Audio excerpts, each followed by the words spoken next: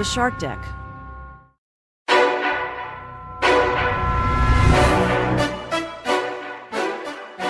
Hello and welcome to Palace Intrigue. I am your host, Mark Francis. Royal biographer Ingrid Seward told the Mirror, if Harry thought Kate and Meghan were going to be the best of buddies, he was fooling himself. Harry was always Kate's friend, and the arrival of someone as uncompromising as Meghan completely upset the dynamic between them.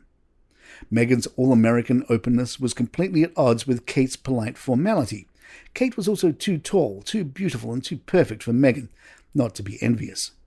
She tried to hug Kate, but this was not reciprocated. She then blamed Kate's forgetfulness on her hormones after the birth of baby Louis. Kate was furious. They disagreed over many issues, some small, some not so.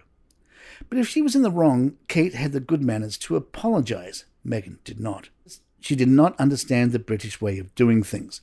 William reminded her, rebuking her and poking his finger in her face to make a point.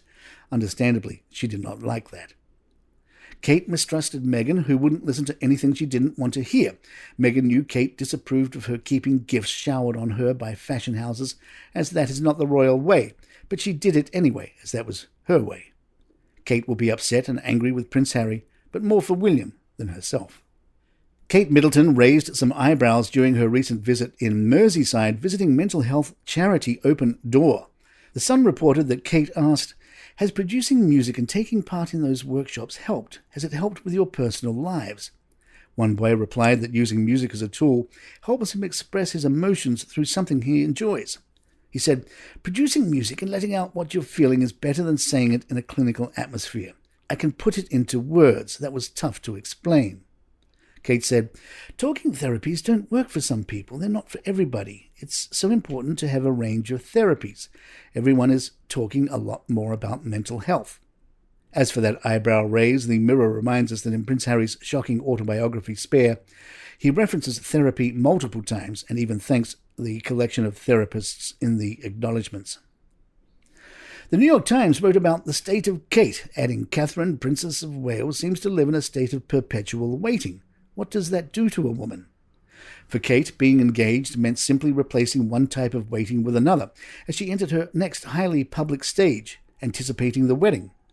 Media coverage of this period focused on her royal transformation, her passage from an athletic-looking young woman with an infectious grin and tumbling wavy hair into an impossibly slender, impeccably coiffed, swan-like creature. Her beauty grew ethereal, with no visual disruptions or irregularities left to catch the gaze. Hair smooth, body sleek, smile distant. Magazines speculated about Kate's austere slimming diet and the elocution lessons intended to poshify her accent.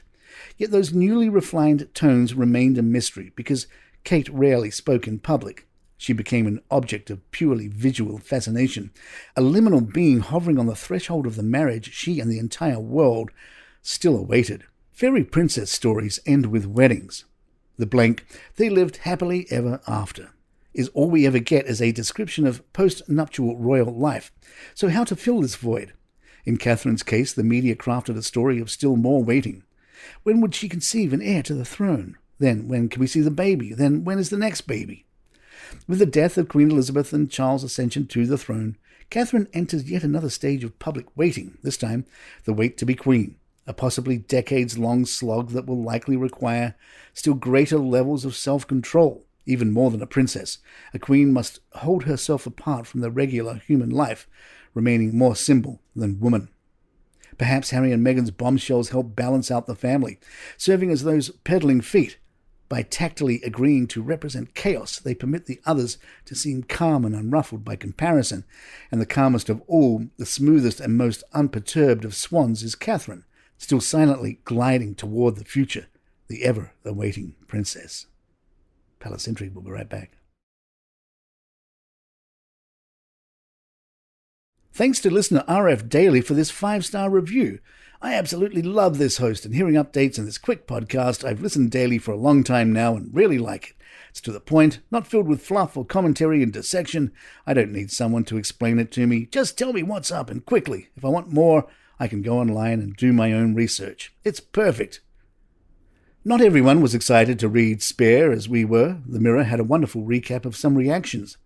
Lobby Dosser would not be reading it, saying, "No, I'd rather sit with a toothache than read a ghost-written book of a childish pish." Derailed said, "Personally, I wouldn't even use it as toilet paper, even if I was given a free copy, let alone read it." Hammer, "No, I won't. It's a book version of the Facebook spats normal folk have between their family, airing their dirty laundry in public, along with screenshots of a slinging match.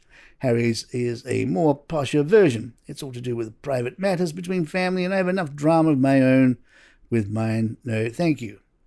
Even New Zealand Air has a problem with the book. In Spare, Harry writes that Meghan had purchased a ticket for her father through Air New Zealand, adding that it was first class, booked and paid for by Meg. Air New Zealand issued a statement, "We've never had flights between Mexico and the UK, and we only have business premier." But they took it one step further with this tweet. "Introducing Sussex class, apparently coming soon." And there you have it. If you'd like to email us, our address is thepalaceintrigue@gmail.com. Please follow us on Spotify, iTunes, Google Podcasts, wherever you get your favourite shows. I'm Mark Francis. My thanks to John McDermott. This is Palace Intrigue, and good times.